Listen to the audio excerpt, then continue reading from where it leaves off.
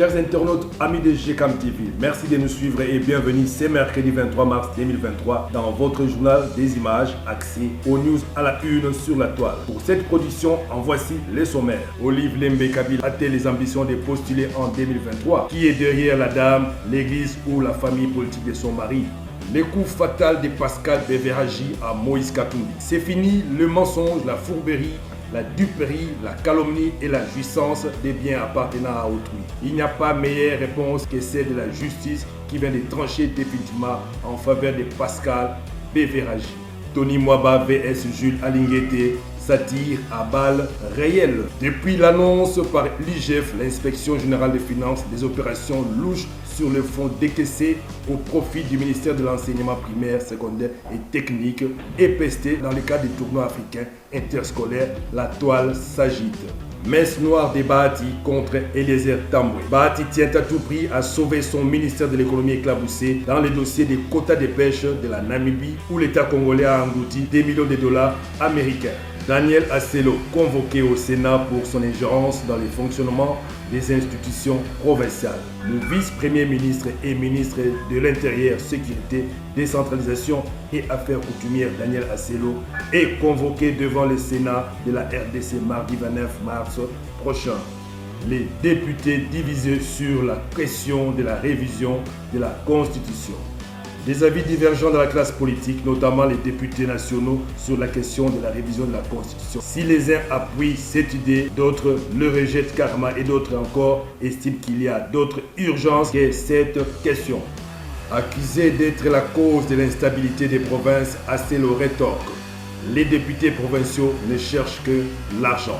Félix Tshisekedi a ouvert ce mardi la journée réservée à la RDC à l'Expo Dubaï 2020. Arrivé à quelques heures plus tôt avec son épouse, le chef de l'État, a vanté dans son discours la destination RDC pour ses atouts miniers, forestiers et pour sa culture. Une motion de défiance est unie contre les ministres de l'économie nationale Jean-Marie Kalumba par un groupe de députés nationaux de l'Union sacrée. C'est tout pour les sommaires.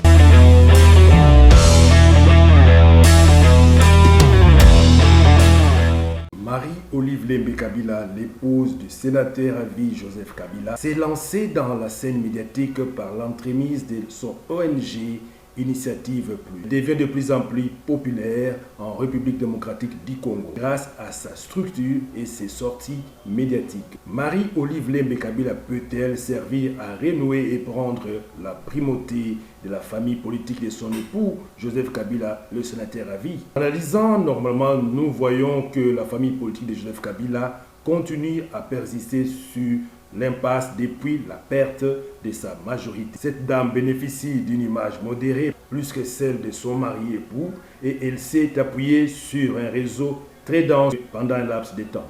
Certes, elle n'est encartée dans un regroupement politique ou un parti politique. Elle n'a jamais été élue ni revêtue d'un grade au sein d'une institution, mais cette dernière est respectée par beaucoup d'hommes et femmes, membres de la plateforme de son époux, le Front commun pour le Congo FCC. Aux préparatifs des élections de 2023, l'ex-première dame fait bouger le Congo en restant discrète comme son époux. Elle n'arrive pas à dévoiler sa face, elle martèle sur la confiance que les Congolais vont donner à son mari et il a la force de stabiliser le pays. C'est fini le mensonge, la fourberie, la duperie, la calomnie et la jouissance des biens appartenant à autrui. Il n'y a pas meilleure réponse que celle de la justice qui vient de trancher définitivement en faveur de Pascal Béveragi. La suite s'avère intéressante. Toute décision de justice prise de manière définitive dispose de l'autorité de la chose jugée. Son exécution devrait couler des sources, surtout dans un État qui se veut être celui des droits. Ainsi, les parties devraient s'exécuter d'elles-mêmes. Dans le cas d'espèce, Moïse Katumbi, de ceux qui ont facilité sa dépossession des biens appartenant à Pascal Béveragi, devrait agir de bonne foi une fois le jugement notifié. Encore une fois, le parti devrait s'exécuter d'elle-même de bonne foi et on ne peut le répéter assez. Faute de le faire dans les délais exigés par la loi, l'État comme puissance publique devra agir en conséquence. Le jugement afférent dont quelques faits sont produits ici n'appelle à aucun débat. Il y a 100 jours pour le mensonge, mais un seul suffit à la vérité pour s'imposer. C'est le cas de figure qui se présente devant les Congolais pris à témoin. Tout mensonge a ses limites. Un proverbe africain renchérit en ces termes. Le mensonge donne de fleurs, mais pas de fruits. Quelle belle leçon de la vie. Ils ont menti et ont cru eux-mêmes à leur mensonge au point de se donner des fleurs. Mais la vérité de Pascal Bévéragi vient de produire des fruits. Sa victoire illustre bien cette situation. Et il était temps. Quelle belle leçon de la vie. Dès lors que le camp Katumbi poursuit son attitude de déni de la vérité, est-ce malgré la production du jugement dans l'affaire en référence, on fait le constat d'une démarche ridicule et suicidaire de la part d'un candidat président de la République. Mais c'est sans conteste que l'affaire querellée entre les deux partis, Pascal Bévéragi et Moïse Katumbi, se solde de façon absolue par la victoire de Pascal Bévéragi. L'on se rappellera qu'il fut un temps où les réseaux sociaux parlaient d'une victoire de Moïse Katumbi à la Cour de cassation. Plusieurs ont demandé avec instance la production de ces jugements et ils ont été incapables de les faire. Ce qui n'est pas le cas avec Pascal Bévéragi qui s'exécute à la première demande de la presse. Peut-on encore accorder un semblant de crédit au candidat président de la République, Moïse Katumbi? En revanche, la sérénité de Pascal Bévéragi tout au long de cette affaire ajoute de la crédibilité à sa personne. Ne dit-on pas que les justes ont l'assurance comme des jeunes lions? Pour un dossier assez clair, certains n'ont pas manqué de manipuler l'opinion pour en faire un dossier politique, un dossier au contour flou. Ils sont aujourd'hui désemparés par une décision de justice dont les termes du jugement ne présentent aucune ambiguïté. Quel coup fatal! La vérité étrangle le mensonge et la justice répare le cœur brisé. Les Congolais ont tout compris. Ce qui affirme cette pensée de Martin Luther King, Dieu a les deux bras étendus. L'un est assez fort pour nous entourer de justice, l'autre est assez doux pour nous entourer des grâces. Depuis l'annonce par l'IGF, Inspection Générale des Finances, des opérations louches sur le fonds décaissées au profit des ministères de l'enseignement primaire, secondaire et technique EPST dans le cadre des tournois africains interscolaires, la toile s'agite. Via son conseiller en communication, Tony Mwaba a traité Alinguete des mercenaires katumbistes. Des propos qui feront certainement tache d'huile. Sans toucher le fond du problème et dire le pourquoi de cette différence entre le montant perçu et celui versé à Transco, Joël Kadé chercherait-il à jeter l'opprobre sur Alinguete pour faire taire l'IGF engagé dans la lutte contre les malversations financières? Le chargé de communication du patron de l'EPST ne veut pas voir son chef hiérarchique derrière le barreau. Il accuse le flic financier d'être allé plus vite en besoin sans avoir confronté le preuve. Selon lui, Jules Alinguete s'est fait passer pour un porte-parole de Transco. De cette intervention de Joël Kadé Ndanga, l'on redoute l'enlissement de la situation qui risque de saper l'image de l'inspection générale des finances et faire taire Tony Mwaba intouchable, pensant que prendre la défense de son chef sans apporter la moindre preuve contraire est une manière de défier la justice. Bahati tient à tout prix à sauver son ministère de l'économie éclaboussé dans les dossiers des quotas de pêche de la Namibie où l'État congolais a englouti des millions de dollars américains.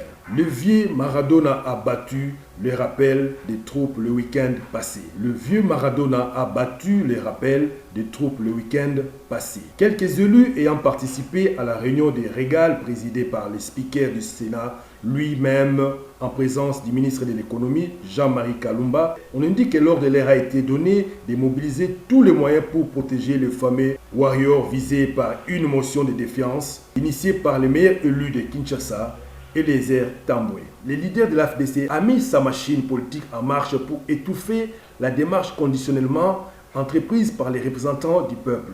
Eliezer Tambwe et son groupe ne sont pas prêts à abdiquer. Ils vont sanctionner Kalumba qui, selon eux, a mal utilisé les 20 millions USD débloqués pour l'achat ou la pêche de poissons chéchards dans les eaux namibiennes. Dans le couloir du palais du peuple, deux voix s'élèvent déjà pour dénoncer le détournement de l'argent du contribuable congolais. Argent partagé malheureusement par les ennemis de la République.